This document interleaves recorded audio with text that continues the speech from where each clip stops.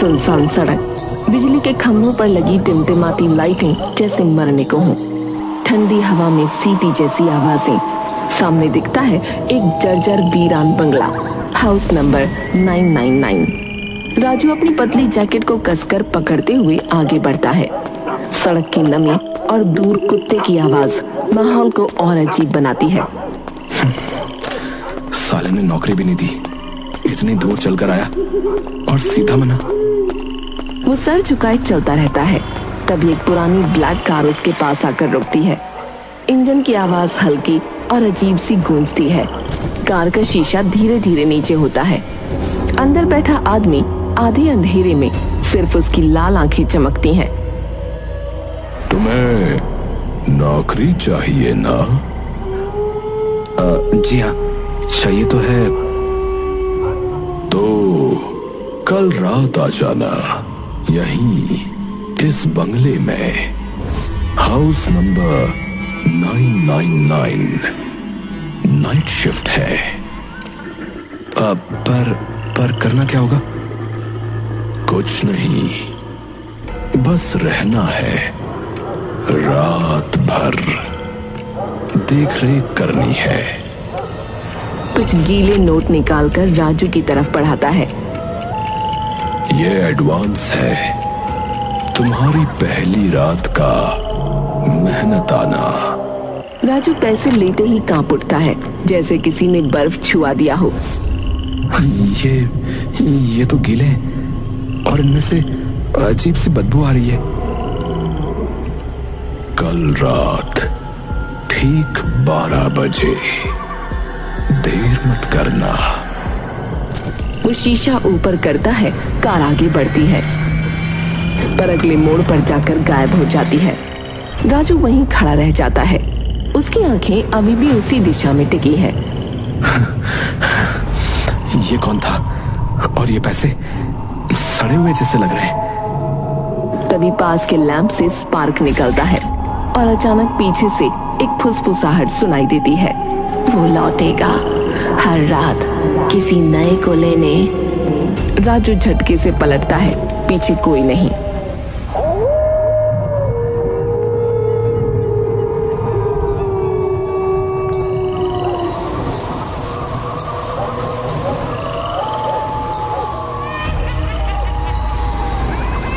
घना अंधेरा, हल्का सा कोहरा और वही पुराना बंगला, हाउस नंबर 999, जैसे सैकड़ों सालों से वहीं खड़ा हो, सब कुछ सुनता, सब कुछ छुपाता।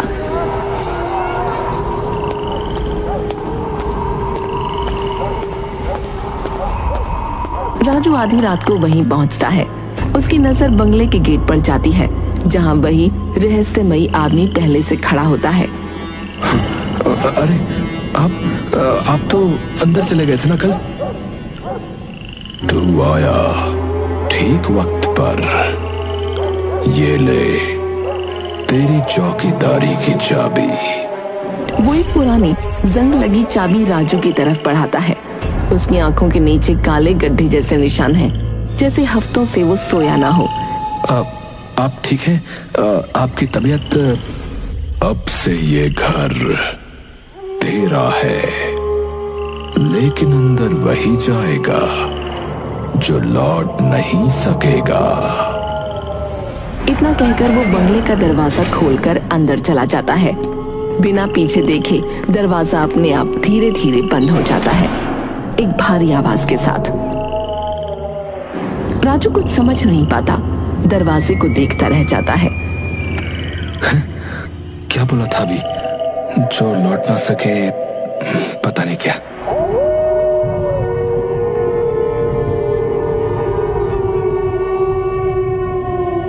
कुछ देर बाद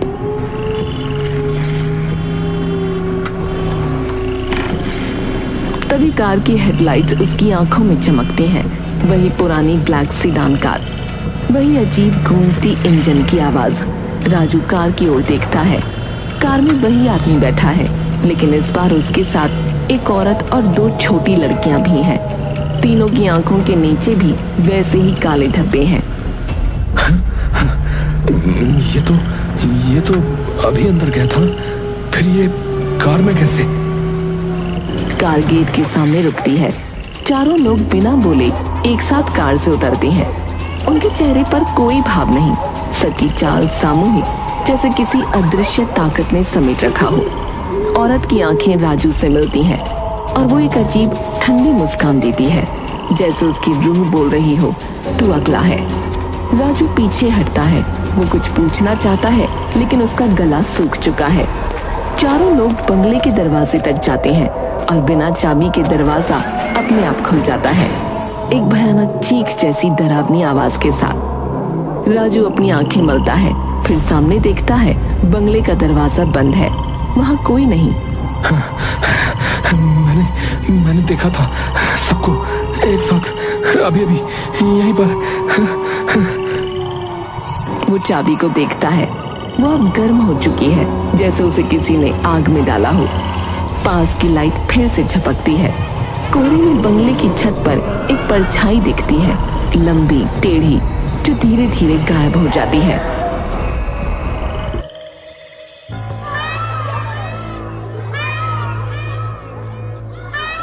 सुबह की रोशनी कमरे में झांक रही है, लेकिन माहौल फिर भी भारी है। राजू थका हुआ, आंखों में नींद और डर लिए बैठा है। उसकी पत्नी सुमन रसोई के बाहर आती है, चेहरा बिगड़ा हुआ। राजू, ये कैसी बदबू है घर में? उल्टी सी आने लगी मुझे। मालूम नहीं, मुझे तो कुछ ठीक नहीं लग रहा है। मैंने पूरी सफाई कर ली, गैस चेक कर ली, फिर भी बदबू जैसे किसी सड़ी चीज की हो। राजू उठकर बैग के पास जाता है, जहां उसने पिछली रात मिले नोट रखे थे। जैसे ही वो बैग खोलता है, एक भयंकर बदबू कमरे में फैल जाती है। हाय दैया, ये क्या है? ये वही पैसे हैं जो उस आदमी ने दिए थे, बंगले वाले। वो नोट निकालता है। अब वो काले पड़ चुके हैं और उनमें से चिपचिपा पसीना जैसा कुछ लगा हुआ है। उन पर कुछ हल्के खून जैसे निशान भी दिखते हैं। राजू, ये तो कोई शापित चीज लग रही है, इन्हें घर से बाहर फेंक दो। पर ये मेरी नौकरी का एडवांस है, मैं इन्हें फेंक नहीं सकता। तो उस नौकरी से इस्तीफा दे दे। वो लोग वैसे नहीं है, वो लोग मुझे ढूंढ लेंगे। राजू वापस आ चुका है, चाबी से दरवाजा खोलता है, पर अंदर नहीं जाता, सिर्फ बाहर चौकीदारी कर रहा है। हवा में ठंड और डर दोनों घुल चुके हैं। दूर घंटे की टन टन बजती है, आधी रात का वक्त। राजू बंगले के सामने खड़ा है, आंखें गेट के पार अंदर की तरफ। तभी बंगले के अंदर की लाइट एक झटके से जलती है, फिर बुझ जाती है, फिर जलती है, जैसे कोई अंदर चल रहा हो। कोई अंदर है? कोई अंदर है क्या?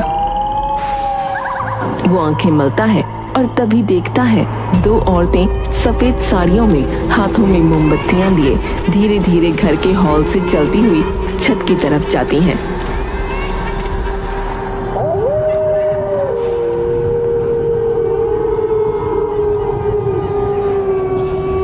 उनके चेहरे नहीं दिखते, बाल लंबे खुले हैं और मोमबत्तियों की धीमी रोशनी में उनके पांव जमीन को छूते नहीं। ये क्या है? औरतें छत तक पहुंचती हैं और छत के कोने पर खड़ी हो जाती हैं। मोमबत्तियां अब नीली रोशनी में बदल रही हैं। उनके चारों तरफ एक हल्का धुआं फैलता है। तभी एक खिड़की से कोई परछाई झांकती है और तेजी से गायब हो जाती है। ये नौकरी मुझे खा जाएगी। वो चौकीदार की कुर्सी पर बैठने ही वाला होता है कि उसे बंगले की दीवार से आती आवाजें सुनाई देती हैं। राजू, राजू, छत पर मत देखना, नहीं तो तेरा नाम भी वही लिखा जाएगा। राजू की आंखें छत की ओर उठती हैं, लेकिन अब वहां कोई नहीं है। बस मोमबत्ती की एक लौ हवा में तैरती दिखती है और फिर बुझ जाती है।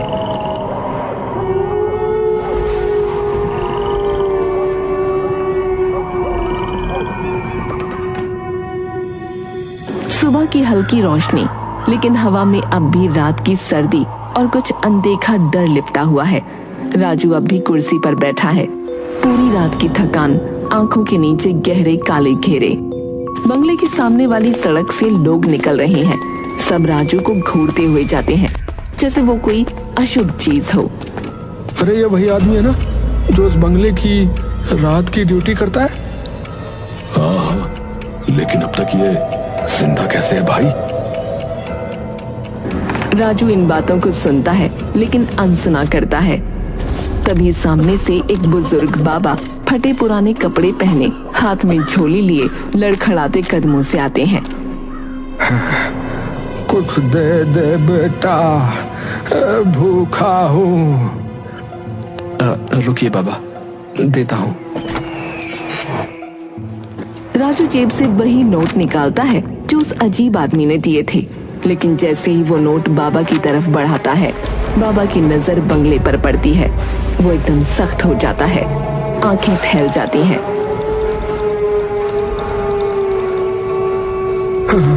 अरे ये तो नहीं, ये वही नहीं। क्या हुआ बाबा, आप कांप क्यों रहे हैं?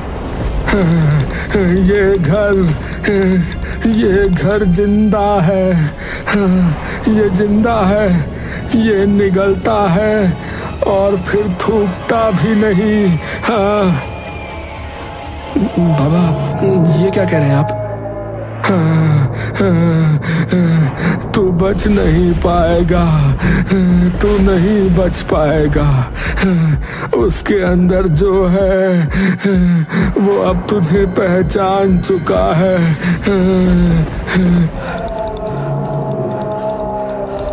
और तभी बाबा जोर से चीखता है जैसे किसी अदृश्य ताकत ने उसके मन को तोड़ दिया हो।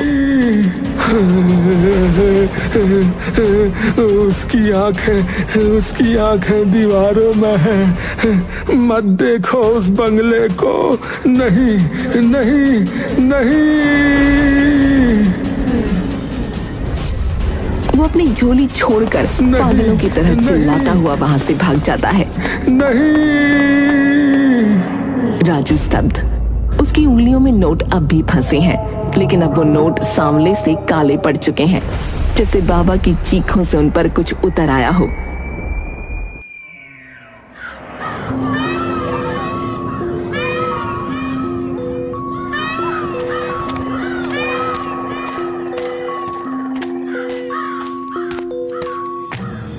सुमन रसोई में है, लेकिन राजू इस बार शांत नहीं है। अंदर कुछ टूटा हुआ है। सुमन, आज फिर कुछ हुआ है। अब क्या? एक बाबा आया था पैसे मांगने। जैसे ही उसने बंगले की तरफ देखा तो वो पागल हो गया, चिल्लाने लगा और भाग गया।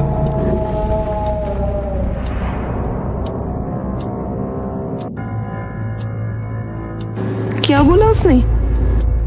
वो बोला कि बंगला जिंदा है और अब वो मुझे पहचान चुका है। राजू, छोड़ दे ये नौकरी, छोड़ देना। अब छोड़ना आसान नहीं है। लगता है अब वो मुझे नहीं, मैं उसे चाहिए। तभी घर की खिड़की अपने आप खटाक से खुल जाती है और बाहर से वही सड़ी बदबू फिर से घर के अंदर घुसती है। फिर से वही बदबू।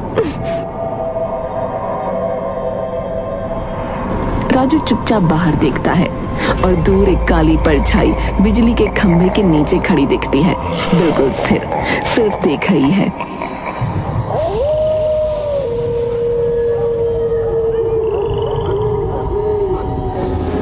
रात के 2 बजे बंगले के बाहर अब तेज हवा चल रही है।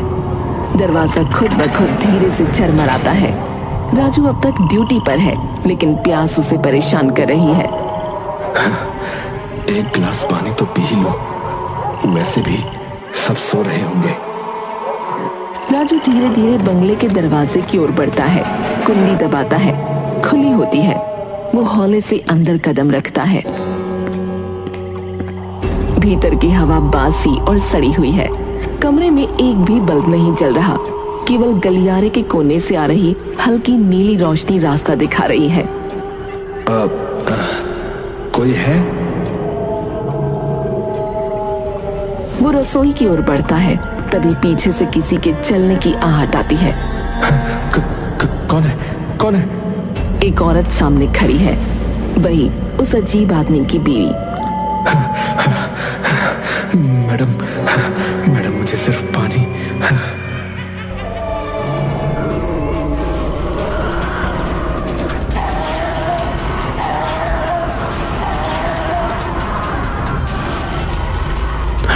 अरे आप ठीक तो हैं? अरे अचानक वो औरत हवा में उठने लगती है और कुछ ही सेकंड में उसका चेहरा झुलस जाता है। बाल बिखरते हैं, आंखें काली हो जाती हैं। अब वो भूत बन चुकी है। अब तू भी यहीं रहेगा हमारे साथ।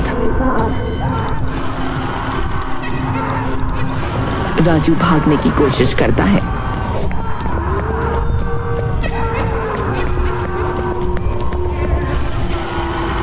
लेकिन तभी सामने की दीवार में दो और परछाइयां बनती हैं। वही दो लड़कियां, सफेद कपड़े और उनके चेहरे पर नीले निशान। दोनों के हाथ में जली हुई मोमबत्तियां हैं। कौन हो तुम लोग? मुझे छोड़ दो, मुझे छोड़ दो। पीछे से वही अजीब आदमी प्रकट होता है, लेकिन अब उसका चेहरा पिघला हुआ, आंखें पूरी तरह काली और गले में रस्सी का निशान। कहा था ना, अब नौकरी छोड़ना आसान नहीं है। राजू अब पूरी तरह डर के मारे जमीन पर गिर जाता है। रेंगते हुए वापस भागने की कोशिश करता है। तभी कमरे की छत से एक रोशनी गिरती है और राजू ऊपर देखता है। चारों के शव फांसी पर झूल रहे हैं। वही 4 लोग, 2 लड़कियां, औरत और वो आदमी। उनकी गर्दनें एक साथ तड़पती हैं और रस्सियां कर्र कर्र की आवाज करती हैं। नहीं नहीं नहीं नहीं।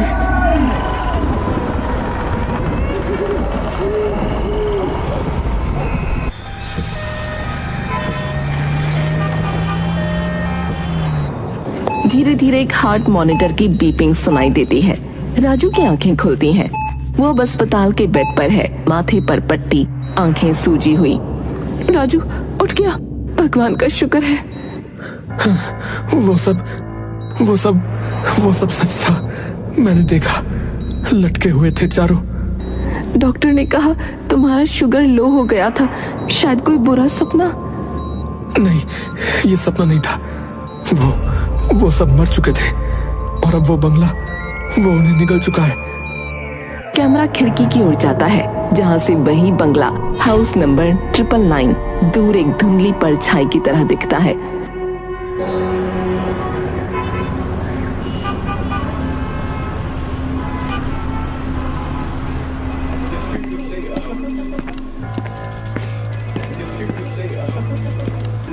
कमरे का माहौल अब शांत है। राजू बिस्तर पर लेटा है। दरवाजा खुलता है और अंदर आता है एक अधेड़ उम्र का आदमी, अखिल। गंभीर चेहरा, आंखों में थकान। तुम राजू हो? हाँ, आप कौन? देखो भाई, मुझे पुलिस ने बताया कि तुम बेहोश हालत में बंगला नंबर 999 से मिले थे। देखो, मैं कहना तो नहीं चाहता, लेकिन देखो, मैं तुम्हें बता दूं कि वो बंगला मेरा है। क्या? लेकिन वहां एक आदमी ने मुझे नौकरी दी थी और वो खुद। वो प्रशांत था, मेरा छोटा भाई, जो अब इस दुनिया में नहीं है। राजू के चेहरे का रंग उड़ने लगता है। नहीं, वो तो मुझसे मिला था। उसने एडवांस भी दिया। देखो, प्रशांत की मौत 3 साल पहले ही हो चुकी है। साथ ही उसकी बीवी रेनू और दोनों बेटियां, 3 और रीना। बंगले की पुरानी रंग उड़ी तस्वीरें, घर में दवाइयों की बोतलें। प्रशांत बिस्तर पर लेटा है, चेहरे पर थकावट और आंखों में मौत का इंतजार। प्रशांत को 4थी स्टेज का कैंसर हो गया था कुछ ही महीने बचे थे और उस घर ने सबकी सोच बदल दी। टीना और रीना काले कपड़े पहने तंत्र मंत्र पढ़ रही हैं। उन्हें लगा अगर कोई मंत्र ऐसा है जिससे मरने के बाद भी एक साथ रहा जा सकता है तो वही सही है। बंगले में चारों एक काले चक्र के बीच बैठकर हाथ थामे मंत्र पढ़ रही हैं। माहौल में भय हवा से हर रही है। और एक रात सबने एक एक रस्सी ली और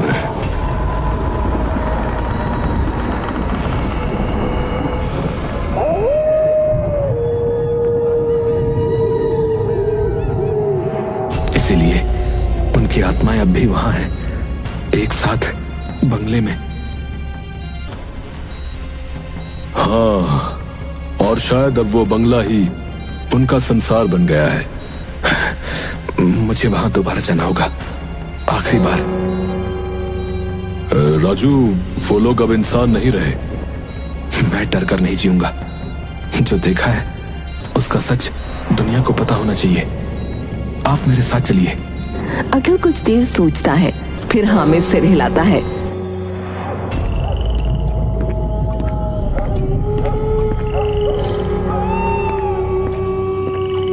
ये घर अब भी वैसा ही है, सड़ता हुआ। राजू दरवाजे पर खड़ा है, आंखें बंद। हाँ? राजू, राजू। राजू अचानक आंखें खोलता है, आंखें काली हो चुकी हैं।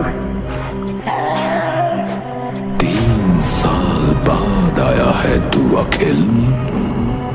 अब हम सब तैयार हैं। हाँ? क्या बकवास है ये? जहर तूने मिलाया था खाने में और फंदे पर लटका दिया हमें। अब तेरा समय है।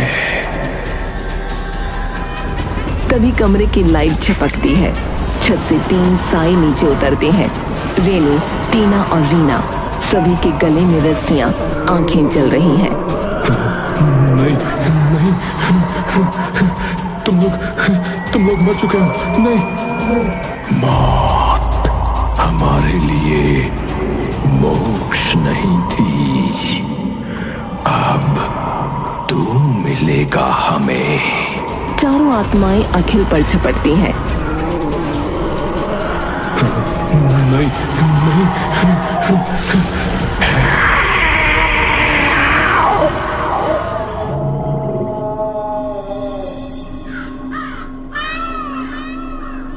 हाँ, बड़ा अच्छा बंगला है। ये बंगला तो मैं ही खरीदूंगा। हाँ।